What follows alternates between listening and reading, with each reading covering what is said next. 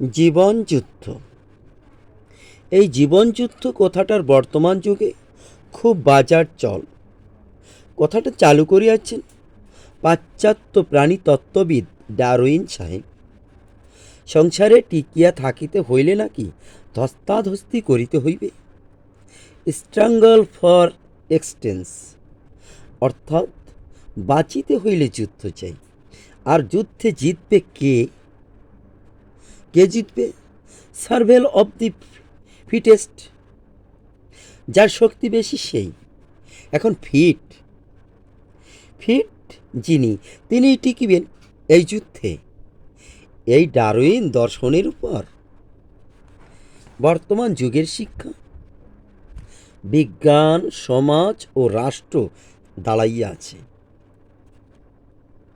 কিন্তু সপ্তশতী চণ্ডী গ্রন্থ যেটা বলছেন সেটা হলো দেবাসুর মদ্ভূত যুদ্ধং পূর্ণ মদ্ভব শতং পুরা, অর্থাৎ 100 বৎসর ধরিয়া দেবাসুরের সংগ্রাম চলিতেছে।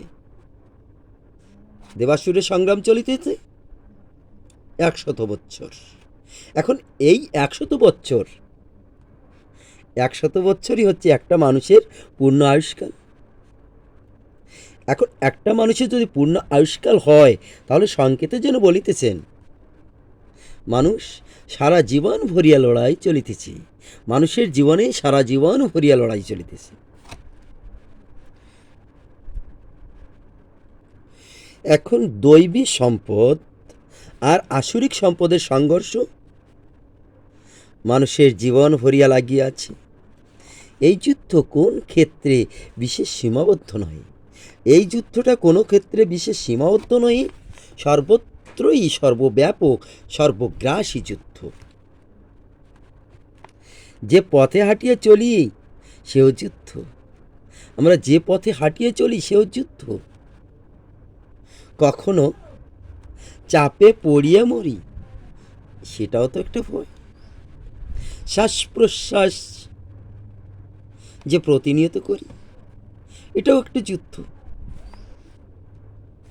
এই শ্বাস প্রশ্বাসের মাধ্যমে সর্বদাই আশঙ্কা থাকে, ভয় থাকে, কখন যেন ব্যাকটেরিয়া বা বেসিলি ঢুকিয়ে পড়ে শরীরে, শরীরকে আক্রান্ত করে। ভাবুক চিত্তে জিজ্ঞাসা জাগে, ভাবুকের মনে জিজ্ঞাসা জাগে, ডারউইন কি এই শেষ কথা কহিয়াছেন? যুদ্ধ কি বিশ্বজগতের চরম সংবাদ? ভারতীয় ঋষিরা কিন্তু এই কথা স্বীকার করেন নাই।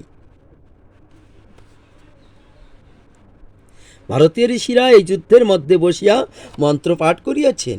কি মন্ত্র পাঠ করিয়াছেন? মধুবাতা ঋতায়তে মধু খরন্তি সিন্ধব। কেমন করিয়া তাহারা এই রণাঙ্গনের আড়ালে যে মধু প্রবাহ তাহা জানিতে পারিলেন?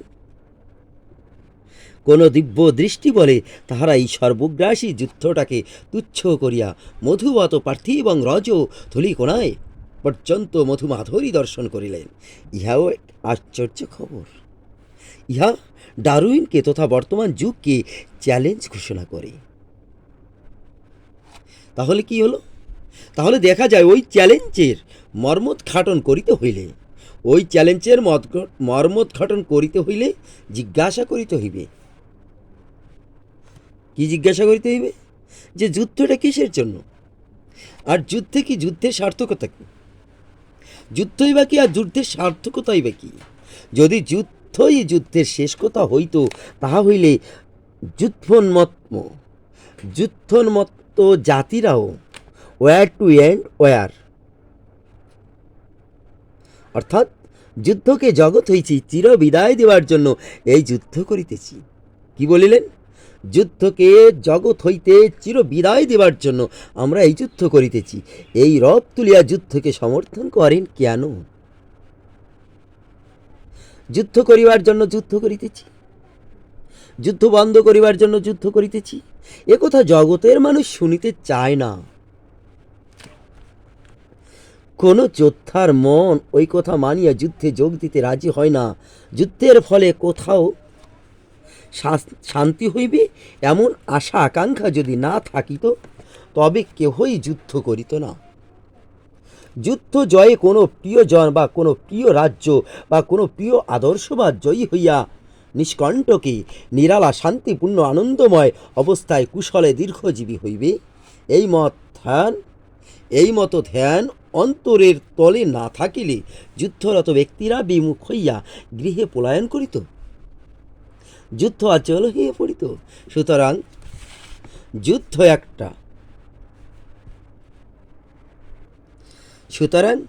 যুদ্ধ একটা যুদ্ধবিহীন অবস্থার সংকেত করে। দ্বন্দ্ব একটা দ্বন্দ্বাতীত রাজ্যের খবর আনে। কুরুক্ষেত্রের যুদ্ধের মধ্যে ব্রজের বাঁশরীর রেশ চলিয়া আসে। যুদ্ধের মধ্যেও ব্রজের সেই সুন্দর বাঁশরীর রেশ চলিয়া আসে।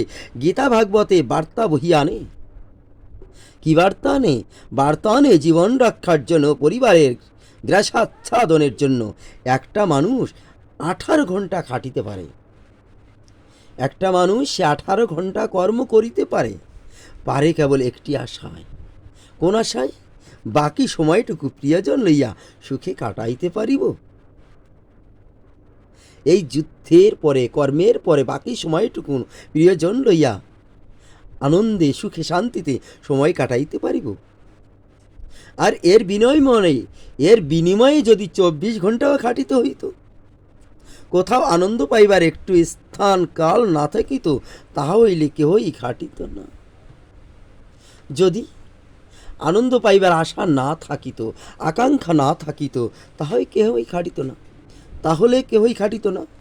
দিবসের কর্মশালার ক্লান্তি এমন একটি স্থানের জন্য লালসা জাগায় যেখানে অপুরন্ত শান্তি, যেখানে কর্মের চাপ নাই, দায়িত্বের বোঝা নাই, বিদ্যার গৌরব নাই, ঘড়ির কাটার হিসাব নাই, যেখানে আছে শুধু মলয় পবন, প্রিয়ের আহ্বান, প্রীতির ছন্দ, প্রেমের সঙ্গীত, কালের গতি, যেখানে স্তব্ধ প্রায় মনের তোলায় মানুষ ইহাই চায়। জীবনের কুরুক্ষেত্রে কালিন্দীর কুলে ধীর সমীরের জন্য আকুল আগ্রহ জাগায়। ডারউইন কর্মশালাটা দেখিয়াছেন, কিন্তু গভীরভাবে তোলাইয়া দেখেন নাই। প্রত্যেক মানবী কর্ম করে, কিন্তু কেবলই যে ছুটি চায় তাহা লক্ষ্য করেন নাই। কর্ম কোলাহল হইতে রসের ভূমিতে যাইবার জন্য সকলেই অবসর খোঁজে। রস ভূমি হইতে কিন্তু কেহ ছুটি চায় না, নিত্য চিরকাল এইখানে আনন্দ করিয়া থাকিতে চায়। কর্মশালার কর্মী কেবল প্রতিনিয়ত কর্মবিরতি কামনা করে। রসভূমির প্রীতির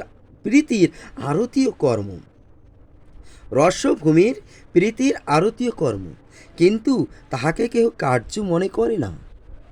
বিরতি হোক এমন লালসা কখনো করে না। তাহলে কি বলছি এখন দেখুন, এই কথাটা আমরা দেখতে পারি যে মানব জীবনের দুটি ভূমি, একটি কর্মের ভূমি, একটি রসের ভূমি। ইহার নিগুড় হেতু হইল এই যে পুরুষোত্তমের লীলা জীবনের দুইটি ভূমি আছে।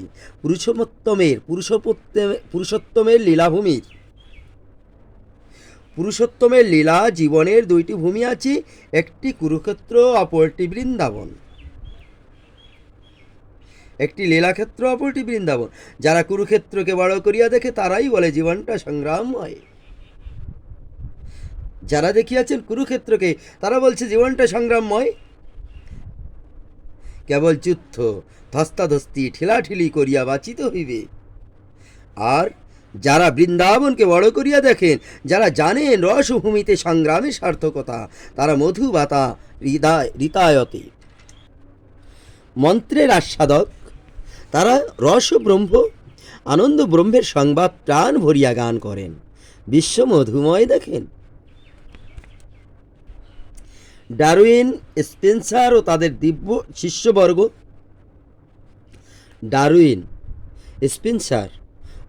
শিষ্যবর্গ, যুদ্ধটা ভালো করিয়া দেখিয়েছেন, কিন্তু যুদ্ধের গানটায় কান দেন নাই।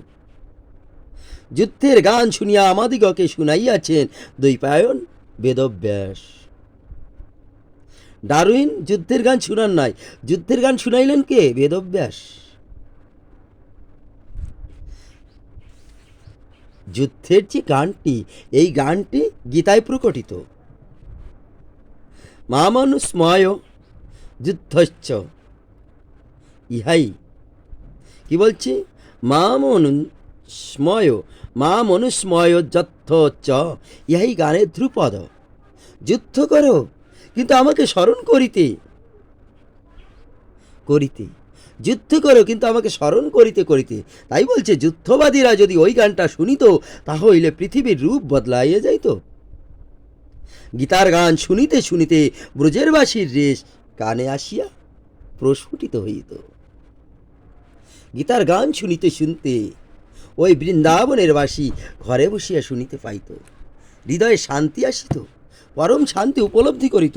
তাই বৃন্দাবনের পরম সংবাদ সুখ কণ্ঠে ভাগবতে উচ্চারিত হইয়াছে। সেখানে সবই স্বচ্ছন্দতা পূর্ণ, সবই ছন্দময়।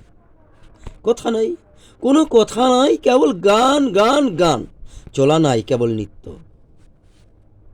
তাহলে কি বলছে? কথা নাই গান, চলা নাই নিত্য, কর্ম নাই কেবল আত্মদান, কর্ম ছেড়ে দিয়ে আত্মদান। গীতার উপদেশ কর্ম জ্ঞান ভক্তি যোগে পর্যাবসান ভাগবতের বাণী। ওই তিনের মিলনময় নবায়মান নবছন্দে পর্যাপ্ত ওই একক ছন্দ বিশ্ব প্রকৃতিতে ব্যক্ত শোভাময় কুঞ্জ কাননে। কি বলছি দেখেন কথাটা, যে একক ছন্দ যেটা বিশ্ব প্রকৃতিতে ব্যক্ত শুধু শোভাময় কুঞ্জ কাননে।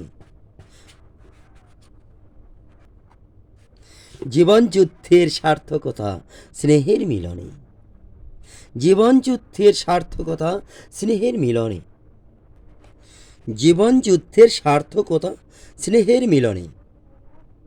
তাহলে বলছে কি, গীতার বাণীর চরিতার্থটা মুরলীর মূর্ছনায়, গীতার বাণীর চরিতার্থটা মুরলীর মূর্ছনায়। স্নেহের রাজ্যে আছে বলিয়েই কর্মক্ষেত্র আছে। সৃষ্টি সংসারে এই কর্মশালা ব্যর্থ নয়, অর্থপূর্ণ একমাত্র ব্রজের জন্যই। কুসুমে যাহা হাসি রূপে গলিত, পিক কণ্ঠে যাহা সুররূপে ঝঙ্কৃত, মানব হৃদয়ে তাহা স্নেহধারা রূপে প্রবাহিত। এই প্রবাহের মূল উৎস মহাবিশ্বের কেন্দ্রে বিরাজিত সেই কেন্দ্রভূমি ব্রজ। বিশ্বকেন্দ্রের স্নেহরসের ভূমি ব্রজ। এই ব্রজতত্ত্ব নিত্য শাশ্বত, ইহা অনন্তকালে আছে, আছেই আছে, আছেই আছে, ইহার কোনো সংশয় নেই। মাতা পুত্রকে স্নেহ করেন, একথা যদি স্বীকার করি, তাহলে এক শাশ্বত মাতা যশোদা এক শাশ্বত পুত্র গোপালকে নিত্যকালে স্নেহের অঙ্কে তুলিয়া আদর করিতেছেন। এই সত্য স্বীকার না করিয়া গত্যন্তর নাই। কি বললেন? সংসারের স্নেহ প্রীতি যদি সত্য হয়, তাহলে শাশ্বত ভিত্তি আছেই আছে, আছেই আছে।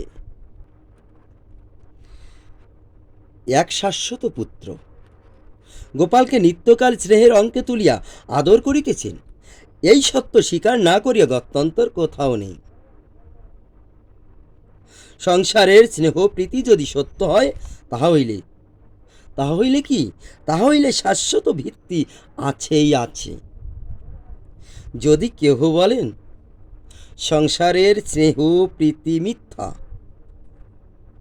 মায়ার ছায়া মাত্র, তাহা হইলে কিন্তু ব্রজের প্রীতিরসের ভূমি মানেই হয়। যদি কেহ বলেন সংসারের স্নেহ প্রীতি মিথ্যা, মায়ার ছায়া মাত্র, তাহা হইলে কিন্তু ব্রজের প্রীতিরসের ভূমি মানিতেই হয়। কেননা সত্য দাঁড়াইতে যেমন সত্য ভূমিকার প্রয়োজন, মিথ্যা দাঁড়াইতে সেইরূপ সত্য ভূমির প্রয়োজন। সর্প জ্ঞান যদি সত্য হয়, তাহলে সর্প আছেই। সর্পজ্ঞান সত্য হইলে সর্প অবশ্যই আছে। সর্প যদি না থাকিত, তাহলে সর্পজ্ঞান সত্য হতো না। সর্পজ্ঞান যদি ভ্রান্তি হয়, তাহলেও রঞ্জু আছেই। মানে রঞ্জুকে সর্পজ্ঞান বা সর্পকে রঞ্জু জ্ঞান। তাহলে কি বলছে? সর্পজ্ঞান যদি ভ্রান্তি হয়, তাহা হইলে রঞ্জু আছেই। রঞ্জুরূপ সত্য অধিষ্ঠান না থাকিলে সর্পভ্রান্তি কুত্রাপি সম্ভব নহে। যদি রঞ্জু না থাকিত, যদি দড়ি না থাকিত, তাহলে সর্পের চিন্তা সম্ভব হতো না। রঞ্জু কেবল থাকিলেই হইবে না, সর্পের সঙ্গে তাহার কিছু সাদৃশ্য থাকা চাই। তদ্রূপ মিথ্যা জগতের মিথ্যা স্নেহ প্রীতি একটি শাশ্বতী অধিষ্ঠান ভূমির অপেক্ষা করে। সেই অধিষ্ঠানই ব্রজ। ব্রজের প্রীতি ভূমির সঙ্গে জগতের প্রীতি ভূমির কিছু সাদৃশ্য আছেই। কি বলছে? ব্রজের প্রীতি ভূমির সঙ্গে জগতের প্রীতি ভূমির কিছু সাদৃশ্য আছেই। পৃথিবীর সঙ্গে যেমন কমলা লেবুর সাদৃশ্য, উভয়েই গোলাকার, অর্থাৎ পৃথিবীও গোলাকার, কমলা লেবুও গোলাকার। তাহলে উত্তর দক্ষিণে কিঞ্চিত চাপা, উত্তর দক্ষিণে কিঞ্চিত চাপা। জগতের প্রীতি ও ব্রজের প্রীতি উভয়ের আকর্ষণ ধামী, উভয়ে মিলন বিরহমন, উভয়ের মিলনই বিরহময়। কিন্তু কমলা লেবুর অতি ক্ষুদ্র 5 দিনের পরিচয় যায়। কমলা লেবু অতি ক্ষুদ্র, 5 দিনে পচিয়ে যায়, 5 দিনে পচিয়ে যায়। পৃথিবী অতি বৃহৎ, 500 কোটি বৎসর স্থিত আছে। তদ্রূপ জাগতিক প্রীতি সার্থকতা বিনাশশীল, পঞ্চভৌতিক দেহ নাশে নাশ হয়। আর ব্রজের প্রীতি অতি মহান, স্বার্থ গন্ধহীন, চির অমৃতময়, নিত্য অমরণ ধর্মী। তাই বলছে কি, অনিত্য জগতের জীব নিত্য নিরন্তর ব্রজকে অনুসন্ধান করে, সকলেই করে, সর্বদাই করে, নিজ অজ্ঞাত সারেও করে থাকে বা করে। প্রত্যেক মানুষেরই ইচ্ছা করে যে তাহার প্রিয়জনের স্নেহ প্রীতিতে কোনো দোষ না থাকে। প্রত্যেক মানুষের এটা ইচ্ছা যে প্রিয়জনের প্রীতিতে যেন কোনো দোষ না থাকে, আত্মসুখ কামনা না থাকে। ইহা কদাপি সর্বত্রভাবে হয় না, তবুও কিন্তু লোক কামনা করে। এ কথাটা কিন্তু সত্যপি হয় না যে প্রিয়জনের ভালোবাসায় কোনো কিন্তু থাকবে না, কোনো দোষ থাকবে না। হয়, দোষ থাকেই, কিন্তু তারপরে মানুষ কামনা করে। যতটুকু হয় ততটুকু শান্তি মানুষ লাভ করে, যাহা কিছু পায় তাহাই মানুষ শান্তি লাভ করে। সকলে ইচ্ছা করে যে তাহার প্রিয়জন যেন মৃত্যু মুখে পতিত না হয়। সকলের ইচ্ছা প্রিয়জন যেন মৃত্যু মুখে পতিত না হয়। পুত্র চায় পিতা যেন নাহি মৃত্যুর মুখে ঢলে পড়ে, পিতা চাহে পুত্রের যেন মৃত্যু না হয়।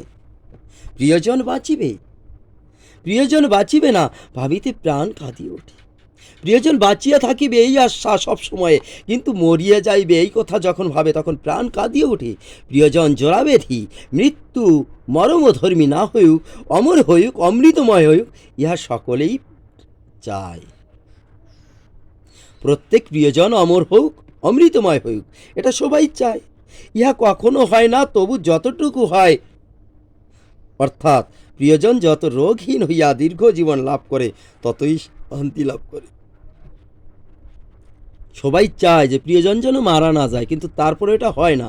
প্রিয়জন মারা অবশ্যই যায়, কিন্তু যেটুকু পায় তাতেও শান্তি লাভ কিছুটা হয়। কেহই নিজ প্রিয়জনকে অসুন্দর দেখে না, নিজ প্রিয়জনকে সদা সর্বদা সুন্দর যাকে। যেটুকু অসুন্দর থাকে সাজসজ্জা অলঙ্কারে সেটুকু ঢাকিয়ে দিতে হয়। কোথায় বলে? কানার ছেলের নাম পদ্মলোচন। তাই ইহার কারণ কানার ছেলের নাম, নিজের ছেলেকে সবাই কি সুন্দর গোপালের মতো দেখে। তাই বলছে যেটুকু অসুন্দর থাকে নিজের প্রিয়জনকে সবাই সুন্দর দেখে, যেটুকু অসুন্দর দেখে তাও কিন্তু ঢাকিয়ে রাখে সাজসজ্জা দিয়া। ইহার কারণ এই যে, কি কারণ? যে জীবের হৃদয়ে ভালোবাসা ও অনিত্য অসুন্দর বস্তুকে ভালোবাসিতে রাজি নয়। ভালোবাসার আকুতি চিরসুন্দরকে পাইতে অমৃতময় চিরসুন্দরকে জীব প্রতিনিয়ত অনুসন্ধান করে। কি সের অনুসন্ধান করে? অমৃতময় চিরসুন্দরকে জীব প্রতিনিয়ত অনুসন্ধান করে। আমরা যখন অনিত্য অসুন্দরকে ভালোবাসি তখন আমরা ভালোবাসাকে ফাঁকি দিয়া ওই কার্য করাইয়া লই। মাতা যদি তাহার সন্তানকে সুন্দর না দেখিত, কখনো মরিবে না এমন না ভাবিত, তাহা হইলে ভালোবাসিতে পারিত না। কি বলছি, মাতা যদি তাহার সন্তানকে সুন্দর না দেখিত, মাতা তাহার সন্তানকে যদি সুন্দর না দেখিত বা কখনো মরিবে না, নিজ সন্তান কখনো মরিবে না এই কথা যদি না ভাবিত, তাহলে সন্তানকে ভালোবাসিতে পারিত না। যদি জানতো যে আমার সন্তান তো মরে যাবে, সে তো কয়েকদিন মাত্র আছে, এরপর আমাকে ফাঁকি দিয়ে চলে যাবে, তাহলে তো তাকে আর ভালোবাসিতে পারিত না। সন্তান চিরজীবী হোক, এটাই প্রত্যেক পিতা মাতার কামনা। তাই এই সন্তানই অমৃতময়, চিরসুন্দর, অমৃতময় অর্থাৎ অমৃত্যুময়, যাকে মৃত্যু স্পর্শ করবে না, এই সন্তানই অমৃত্যুময় চিরসুন্দর। এই ফাঁকা কথা দিয়া হৃদয়ে ভালোবাসাকে না ভুলাইয়া সে তাহাকে আপন করিয়া লইতে রাজি হইত না। সেই সন্তান যখন মরিয়া যায়, ভালোবাসা তখন বিদ্রোহ করে, বলে আর কাহাকেও ভালোবাসিব না। সেই সন্তান, ভালোবাসার সন্তান যদি মরিয়া যায়, তাহলে তখন সে বিদ্রোহ করিয়ে বসে, আর কাউকে কোনোদিনও ভালোবাসিব না। একে বলে শ্মশান বৈরাগ্য।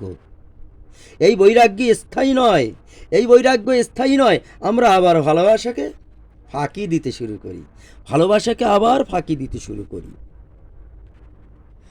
হৃদয়ের স্নেহ প্রীতি সেই পরমামৃতময়, হৃদয়ের স্নেহপ্রীতি সেই পরমামৃতময় চিরসুন্দরকে অনুসন্ধান করে।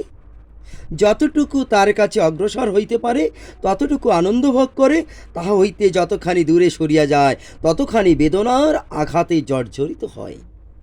মানব তাহার জীবনে, পরিবারে, সমাজে, রাষ্ট্রে যতখানি ব্রজ প্রতিষ্ঠা করিতে পারে ততখানি সে প্রাপ্ত হয় ও প্রদান করে। যতখানি হইতে বিচ্ছিন্ন হয় ততখানি দুর্দৈব বেদনাহত হয় ও অপরকে বেদনাহত করে। কি বলছি, যতখানি ব্রজ হইতে বিচ্ছিন্ন হয় ততখানি দুর্দৈব বেদনাহত হয় ও অপরকে বেদনাহত করে। বেদনাহত বলতে হচ্ছে বেদনা দ্বারা আহত, বেদনা দ্বারা আহত হয় এবং অপরকেও বেদনা আহত করতে করে। অতএব জীবের বেদনা ঘুচাইতে হইলে তাহাকে ব্রজমুখী হইতে হইবে। জীবের যদি মনের বেদনা ঘুচাইতে হয় তাহলে তাহাকে জীবের ব্রজমুখী হইতে হইবে। জীবকে চিরশান্তির অধিকারী করিতে হইলে তাহাকে নিত্য ব্রজের সঙ্গে মিলন ঘটাইয়া দিতে হইবে। মানব জাতির শান্তি কামনায় যত সাধু মহাপুরুষ অবতার পুরুষ চেষ্টা করিয়াছেন, সকলেই জ্ঞাত সারে কিংবা অজ্ঞাত সারে অনিত্য জীব ও জগতের সঙ্গে ব্রজের ব্যবধান দূর করিবার সাধনা করিয়াছেন। জীব ও ব্রজের নৈকট্য যিনি যতখানি বাড়াইয়া দিয়াছেন, তিনিও ততখানি কল্যাণ করিয়াছেন। তাহাদের শ্রেষ্ঠত্বের মর্যাদা ব্রজের আস্বাদনে ও বিতরণের পরাকাষ্ঠা প্রাপ্ত। যিনি যতখানি পূর্ণাঙ্গভাবে ব্রজতত্ত্ব আস্বাদন ও ব্রজভাব বিতরণ করিয়াছেন, তিনি ততখানি মহান, তত বিরাট বিভু, ততখানি বড় মহাপ্রভু। এ পর্যন্ত যত সাধু সজ্জন মহৎ ব্যক্তি অবতার পুরুষ জীব জগৎকে ব্রজের কাছে আনিয়াছেন, তন্মধ্যে সকলের শীর্ষ স্থানে বিরাজমান শ্রীমান মহাপ্রভু শ্রী গৌরাঙ্গ সুন্দর। সর্বাঙ্গীন ও পূর্ণাঙ্গীনভাবে ব্রজকে সর্বাধিক জীবের গোচরীভূত করিয়াছেন মহাপ্রভু। কেবল গোচরীভূত নহে, অনুভব ও আস্বাদনের বিষয়ভূত করিয়াছেন। ইহা করিয়াছেন লেখনী বা বাণীর মাধ্যমে নহে, আপনার নিরুপম জীবন ছন্দে ব্রজের সমগ্র মূর্তিখানি ফুটিয়া তুলিয়া সকলের সম্মুখে ধরিয়াছেন। মানুষকে ব্রজের নিকট লইয়া যাইবার চেষ্টা অনেকে করিতে পারেন, কিন্তু ব্রজকে মানুষের দুয়ারে লইয়া আসিয়া যাচিয়া দিতে মহাপ্রভুর মতো আর দ্বিতীয়টি নাই নাই নাই। তাই বললেন, গৌর হরি ব্রজের গুড়ধন আপনার মধ্যে প্রকট করিয়াছেন, নিভৃত নিকুঞ্জে নিগুড় বার্তা নদিয়ার মুক্ত আকাশতলে ব্যক্ত করিয়াছেন। এ পর্যন্ত যত সাধু যত সজ্জন ব্যক্তি মহৎ ব্যক্তি অবতার পুরুষ জীব জগৎকে ব্রজের কাছে আনিয়াছেন, কিন্তু তন্মধ্যে সকলে শীর্ষ স্থানে বিরাজমান শ্রীমান মহাপ্রভু শ্রী শ্রী গৌরাঙ্গ সুন্দর। কারণ একমাত্র গৌরাঙ্গ সুন্দর কি সুন্দরী ব্রজকে মানুষের দুয়ারে দুয়ারে আনিয়ে দিয়েছেন, ব্রজের নাম দুয়ারে দুয়ারে বিলাইয়ে দিয়েছেন, নিজে নৃত্য করে কীর্তন করে কাঁদিয়া কাঁদিয়া মহান হই হরিনাম বিলাইয়েছেন মানুষের দুয়ারে দুয়ারে। তাই বললেন, ব্রজের সম্পদকে কেমন করিয়া আপন করিয়া পাইতে হয়, ব্রজের সম্পদকে কেমন করিয়া আপন করিতে পাইতে হয়, পাইয়া কেমন করিয়া সর্বত্রভাগে ভোগ আস্বাদন করিতে হয়, তাহা অতি সুষ্ঠুভাবে সর্বাতিশায়ী রূপে প্রকাশ করিয়াছেন শ্রী শ্রী গৌরাঙ্গ সুন্দর। শ্রী শ্রী গৌরাঙ্গ সুন্দর কি প্রকাশ করিয়াছেন, কিভাবে ব্রজের সম্পদকে কেমন করিয়া আপন করিয়া পাইতে হয়, পাইয়া কেমন করিয়া সর্বত্রভাবে ভোগ আস্বাদন করিতে হয়, তাহা অতি সুষ্ঠুভাবে সর্বাতিশায়ী রূপে প্রকাশ করিয়াছেন। প্রকাশ করিলেন কে? শ্রী শ্রী গৌরাঙ্গ সুন্দর। তাহলে ব্রজভাবের চরম প্রাপ্তির পরম ভূমিকার নাম সাধ্যতত্ত্ব, সেখানে পৌঁছিবার পথের পাথেয় সংগ্রহের প্রচেষ্টার নাম সাধনতত্ত্ব। এইবারে আমরা মহাপ্রভুর দেওয়া সাধনতত্ত্ব পরে সাধ্যতত্ত্ব এ কথাও পরে আলোচনা করিব। ক্রমে কৃপা হইলে উপসংহারে আস্বাদন করিবার চেষ্টা করিব যে ওই সাধনতত্ত্ব দাতা শিরোমণি লীলা জীবনের মধ্যে পূর্ণভাবে প্রকটিত ও পর্যাপ্ত। সকল ভক্তগণের কাছে এই নিবেদন, যদি ভালো লাগে গৌর কথা, কৃষ্ণ কথা, ব্রজতত্ত্ব, তাহলে লাইক শেয়ার কমেন্ট করে আমার গুরুচাঁদের পাঠশালা চ্যানেলটি প্রচারে সহযোগিতা করলেন। তাহলে আমিও আপনাদের সাথে থাকব, আপনাদের সাথে সঙ্গ দিতে পেরে নিজেকে মহান ভক্ত মনে করব। হরে কৃষ্ণ।